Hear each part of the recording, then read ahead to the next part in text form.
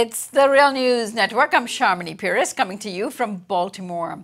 With the exception of a Republican Senator Rand Paul and Independent Senator Bernie Sanders, the U.S. Senate voted 98-2 to impose new sanctions on Russia, Iran, and a few other countries, and to force President Donald Trump to get Congress approval before easing any existing sanctions. Secretary of State Rex Tillerson advised against such measure on Tuesday when he spoke to a Senate panel, saying it would impede the hands of the administration, particularly in relation to Russia.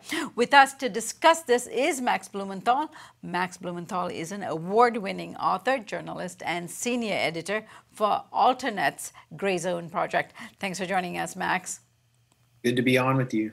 Max, let's lead here with why Senator Rand Paul and Bernie Sanders stood out voting against the sanctions. Well, Senator Rand Paul is sort of the voice of libertarian anti-interventionism in the Senate, carrying his sort of a diluted version of his father's legacy. So we expect this from him. And for Sanders to stand against it is sort of remarkable. He's standing against the Democratic Party, although he's not technically a Democrat. He usually votes with them, and he's broken the Washington consensus here. I thought that was remarkable. It's almost impossible to push back against the narrative of anti-Russian hysteria in Washington. So hopefully Sanders will be more forceful here. So, Max, what's in the bill? What applies to Russia and what applies to Iran? What the bill on Russia does is not only impose sanctions on Russia's mining industry, its railways, cutting Russia out of international finance, which is actually going to take a toll on the Russian economy, and is consistent with what the U.S. has been doing over the past 5 or 10 years. It also imposes extraterritorial sanctions on European companies that are participating in a pipeline in the Arctic Circle with Gazprom, the Russian government-owned oil company.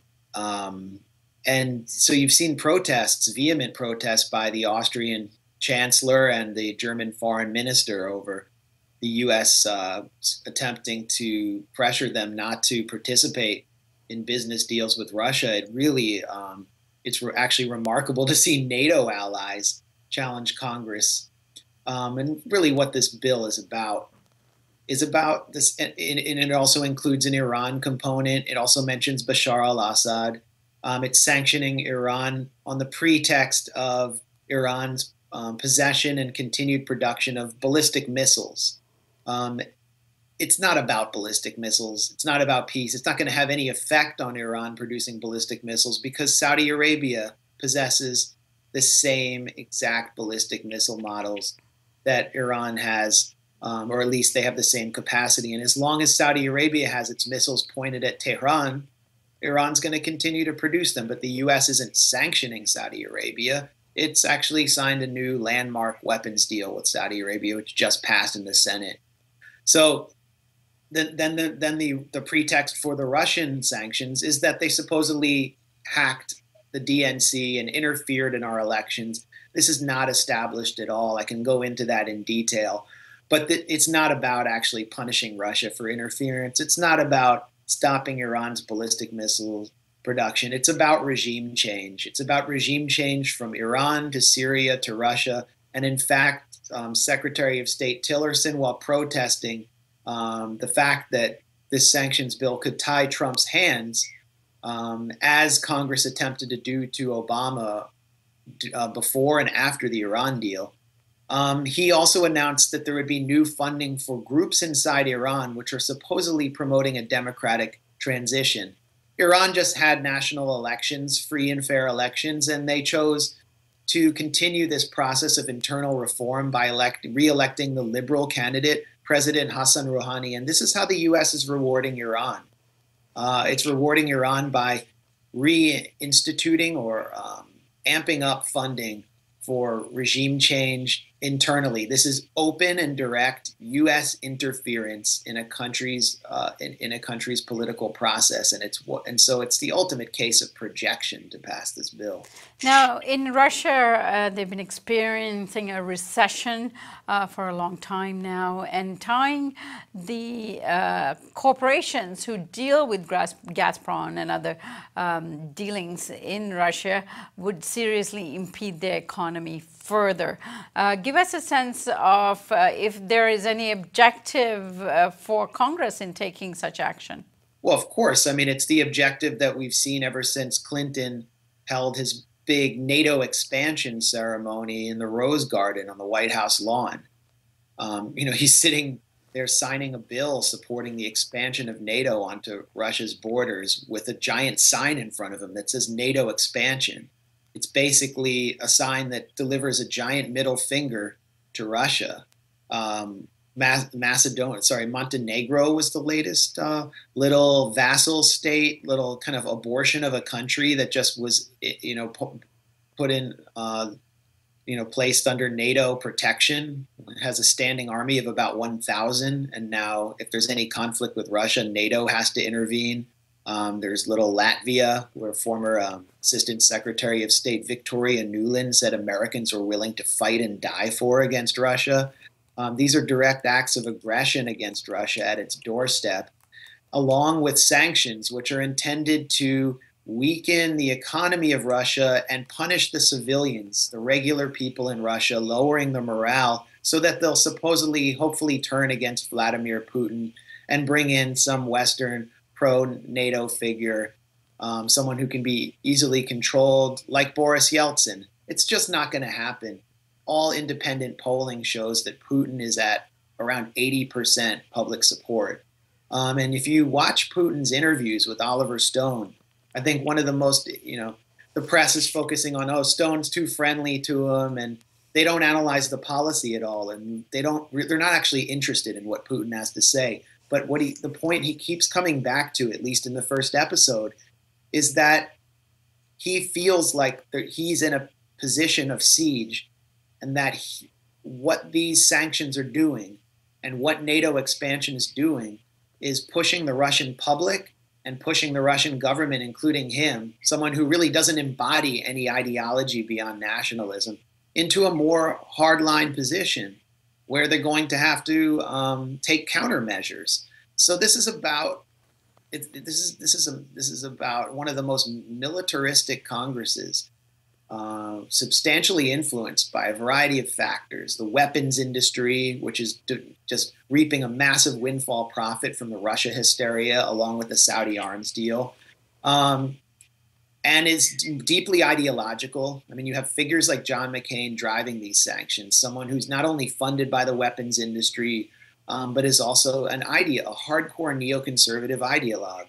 And they're going to tie the hands not only of the Trump administration, which came into office seeking to do détente with Russia around a variety of issues that related to de-escalation in Syria and Ukraine. They're trying to tie the hands of any future president, which means aggression and brinksmanship with the only country in the world that's capable of destroying us with nuclear weapons. I don't think the public grasps how dangerous this is. Max, in that interview with Oliver Stone, Vladimir Putin came across quite even-tempered, quite rational in terms of his approach to what's going on in the region, and even the excursions into the borders of Russia by NATO. He was very cool in it all, compared to what appears to be almost a rabid wartime attack on Russia when it comes to some of the spokespeople in Washington. Well, how do you account for these two different approaches? Well, I mean, you have Russia's clearly the weaker party. It's spent in its last military budget was 1/10 or 1/15 what the United States budget is, and that ratio will grow more disparate after the at least $55 billion increase in the military budget that Defense Secretary Mattis has proposed. And yet we're being told that Russia, I mean, we've been told by the chairman of of the Joint Chiefs of the Pentagon, Joseph Dunford. He testified before Congress that Russia is the main threat to the United States and that it poses an existential threat to the US. Meanwhile, Russia and Iran are essentially surrounded by US military bases and by NATO. And yet, Putin is kind of projecting calm in these interviews with Oliver Stone. Now, if you listen to the rhetoric in Washington, it's pure hysteria. And it's hard to make sense of it. We believe that we have been attacked by Russia and we have to respond. And I think that hysteria in many ways is manufactured and it's calculated to generate to drive the imperial machinations of what I think you could fairly call a deep state or a national security state or even a permanent war state. I mean, we've been at war for 15 years across the globe with no end in sight. How can you say there's a deep state? Well, these sanctions are the perfect example.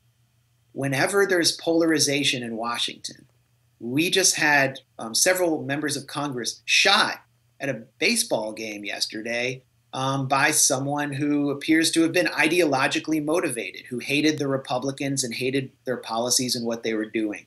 We've never seen so much polarization in Washington. And yet Congress comes together to pass this sanctions bill with only two dissidents, two dissenters. Sorry. That follows another bill that was passed around sanctioning Iran, where Bernie Sanders was the only person to speak from the floor against it. You can go back to Libya, the vote on NATO intervention in Libya, which has proven to be an unrequited disaster and contributed to a massive refugee crisis and destroyed not just an entire country, but destabilized that whole region of Africa. That was taking place during the debate over the debt limit, which was a ferociously polarized debate. And yet there was total consensus with Rand Paul as the only outlier.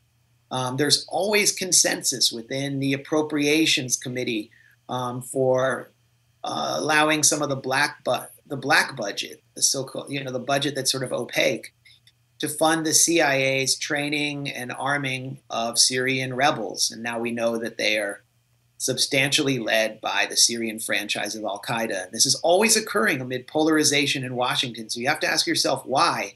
It is because we have an unelected, opaque, non-transparent deep state, which is driving these policies. And the people on Capitol Hill, from Elizabeth Warren to John McCain to the right wing of the Republican Party, are giving full consent. And again, I don't think the public understands the danger of this. They see the Russia issue through the lens of partisan politics. Max, just 2 days ago, Rex Tillerson appeared before the Senate panel and advised against passing this measure. It also now has to go to Congress and then it has to go to Trump. Any chance that Trump will veto this bill, given what's going on in Washington with the Russia Gate hearings? But in the context of the investigation over Russia collusion, which has accused even Attorney General Jeff Sessions, someone who colluded openly with neo-Confederate groups to subvert American democracy, accused Sessions of being a nefarious Russian plant who colluded with Russia. I mean, in that hysterical atmosphere, for Trump to veto this bill, it will only contribute. It would be like me going to SeaWorld and throwing, raw tuna into the pool of seals. It would just be feeding the press and feeding Trump's opponents who are just surrounding him over this Russia investigation with more chum and driving the investigation even further. And I think that's part of why the investigation has been deployed, is to hamstring diplomacy with Russia. Who's stimulating the investigation? Who's stimulating the partisan Democratic grassroots known as the resistance? It's figures from the national security state with these anonymous leaks, and they only leak over Russian diplomacy. They only leak when Trump and his people are meeting with Ambassador Sergei Kislyak or meeting with Russian officials, Lavrov. They're never leaking, for example, when Trump goes to meet with the Saudi Arabian monarchs.